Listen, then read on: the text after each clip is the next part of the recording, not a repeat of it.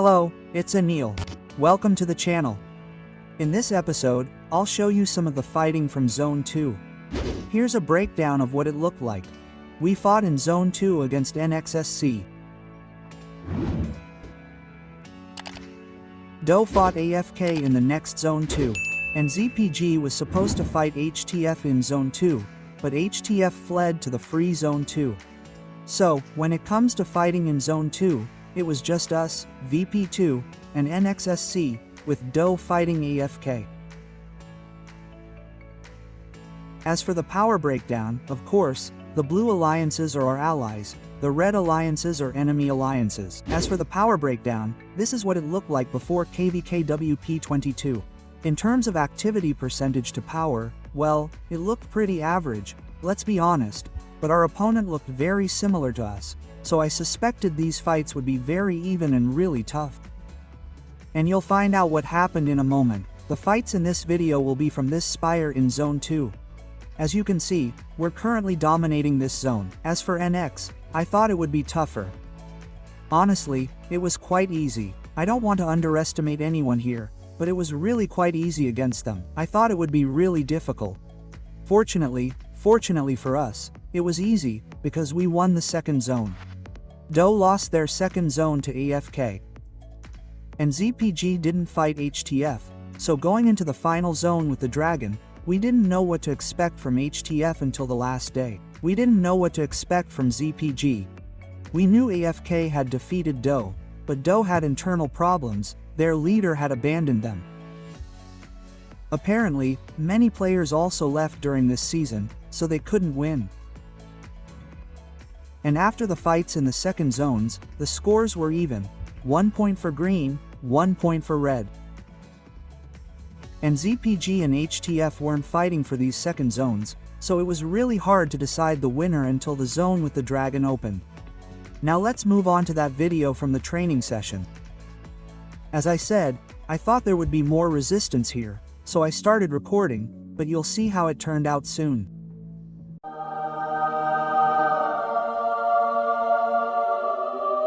So, my dears, we're already on the battlefield. Final preparations, and really, everything is ready. We're just waiting for the rally. Someone might ask, why do we need the rally? We need the rally for two reasons. First, they might try to block us at this choke point, on this descent. Second, and more importantly, the rally is there to fuel a few shots from the firing pin.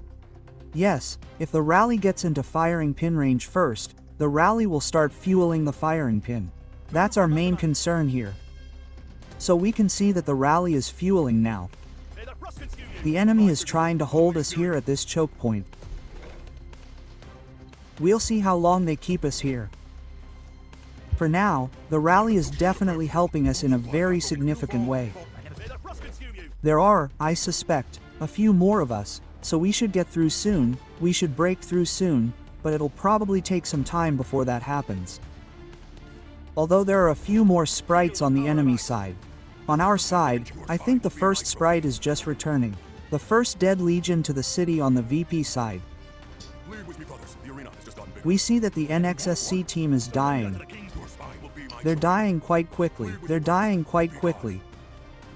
So these marches are probably not tier 5 marches, or at least most of them should be tier 4 marches. I'm talking about infantry here. Yes, I'm talking about infantry here, because when it comes to ranged legions, they have a lot of tier 5 units there. However, when it comes to infantry, well, that's something. This alliance is definitely missing. Here you can see my army action in a group. I'm running around. I ran because I wanted to close them down a bit. Yes, I wanted to close our opponent down. However, I'm hitting the Spire with my ranged legions to break the shield. And my tanks, yes, my group, the one I'm in charge of here, ran forward to relieve our ranged units. We can see there's no major problem here. I'll backtrack so we don't lose any units unnecessarily. Some of ours ran forward a bit, so there are markers here for them to return. This rally will probably die there soon too. Yes, the rally has been disbanded, so those legions will definitely fall there, but the way they helped us get through is invaluable. Every legion in this rally has fallen by now, so we might see a counterattack from the NXSC. They're slowly closing in. Our goal, however, is to take down the Spire. I think we've pretty much taken it down, so now we're just destroying it. The NXSC is on the attack. I see some infantry there. Of course, we'll hold them off for a while. Will this legion do anything on its own? Probably not, but we'll see how long it holds out here. It lasts quite a while, so maybe it was, though not long enough, or maybe a tier 5 legion with weak heroes, or simply tier 4 units, although, you know, it could have been consumed here by, I know, 20 plus legions, so it lasted a while there. 20 plus, of course, regarding this legion, right? Because as we can see, most of our troops are fighting up front. Everyone's hungry for merits. Even though we're fighting in Zone 2, these fights are quite quick, and despite these fights, we don't really have many merits in our account. And you have to buy out the shop somehow. You have to buy out the shop to have more elixirs, to be able to fight more.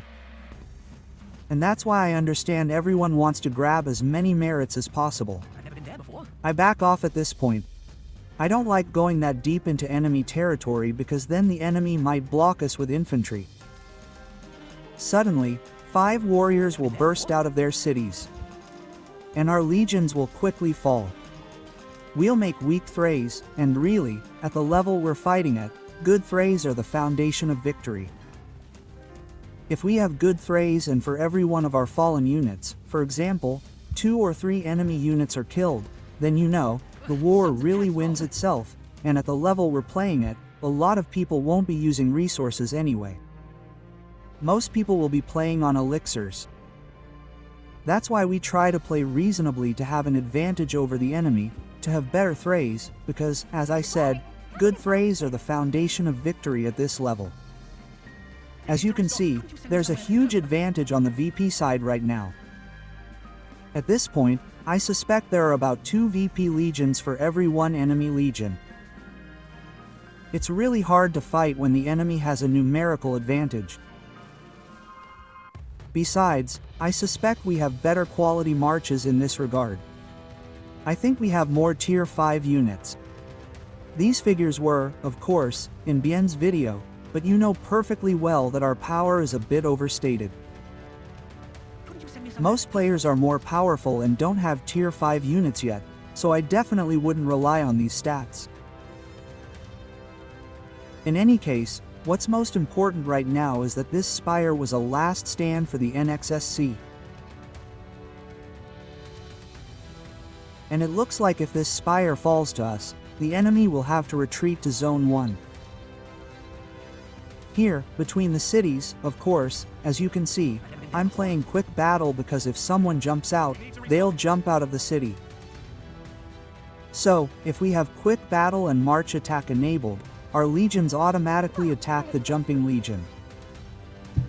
Of course, sometimes this quick battle can deceive us. Like Bertrand here, he's moved forward a bit, while the rest of the legions have fallen back, so it's not as easy as winning the game itself. But if you're playing with 2 accounts, like I'm playing with Angel and Tiha, a quick battle is definitely enjoyable because you don't have to focus so much on one account. You can just launch a quick battle and know that your legions will still be hitting someone. Very often, it'll be infantry, because infantry is closest, and in a quick battle, we're hitting the closest targets. But despite all this, I still think it's better to even hit infantry and have more legions in the field than to have fewer legions in the field. Besides, infantry also needs to be killed eventually, so the more legions you have in the field, the better. The enemy's infantry is slowly disappearing. Here, the infantry is probably hitting the Spire. And of course, there's my group behind them, waiting for a counterattack. But, you know, I'm trying to counterattack with this group, as always, so I don't run in like I'm doing now. Most players, if they had infantry at this point, would simply run into the legions. I try to flank them. Yes, I try to keep my distance so I'm out of their attack range, but close enough to reach them if necessary. Yes, now I see there's a rally, so I'll retreat. Someone's attacking this rally, maybe it's me. However, I don't have rally attack disabled, so it's not me. However, the rally is red. When the rally icon is red, someone is attacking this rally. When it's white, no one is attacking this rally. So that's another tip. I've never been there before. And try not to attack this rally unless ordered to do so. Sure, sometimes you have to fight a rally, but there are situations where it's better to let it go, and certainly. And here we are in a situation where I personally would let it go. Yes, the Torali aren't doing anything to us right now. No one can follow them, so they have two options. Either the Torali go somewhere very far away, or when the Torali disband, we'll kill those infantry legions very simply and quickly. So, in reality, the Torali is another dose of merit. I waited, and finally it happened. The enemy legions are very advanced. They don't have any infantry legions to cover them. And I think we managed to catch our first victim. Yes, we have our first victim. All those legions should die. Of course, after killing those legions, I retreat to repeat the action again when the enemy loses their guard. So, that's how I play the infantry. I'm not sending the infantry to the brink, because I think it might be controversial, but I think ranged legions and cavalry are the key. I've never been there before. And infantry, if they have the ability, especially at this level, and I repeat at this level, it's better to block someone and kill them with ranged legions than to send our infantry legion to their deaths and have that legion earn us 20, 30, 40,000 merits. And here we are 2.5 hours later. The fun part, the show of dominance. We burn those who remain, those who haven't fled. There are quite a few cities to burn. Whether these are farms or main accounts is hard to say. We burn everything we can get our hands on. A very large number of people have taken the fact that you can resurrect dead units to heart. Is it official? I haven't seen it yet, but let's hope it is, because I also sent a few troops to their deaths, especially in bastions. A lot of my infantry died there, so hopefully I can resurrect something with gems. Here we see accounts of 70 million power, quite a few merits, but you know, these are only the first days of fighting. In fact, it's probably not even the first day, maybe even the second. I don't want to lie here. It might be the second day after the gates of the twos opened, so we don't have a lot of elixirs here yet. These are the first fights, so our guys are very hungry for merits.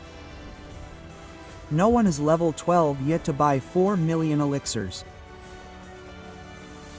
I suspect that here, not everyone even had access to 2 million elixirs, so you know, these were just the beginnings. It's hard to say if we already had access to elixirs from the store or not yet. So, you know, these were just the beginnings of fighting, which is why I was very happy that we were so active. There were more of us than the opponents on the battlefield, and thanks to that, we managed to win the second zone. Anyway, that's it for this episode. However, the most interesting fights, namely the Dragon Zone, are still ahead of us, and you'll see the Dragon Zone in the next episode. And here I'll say goodbye to you. You know what to do, hang in there. LO.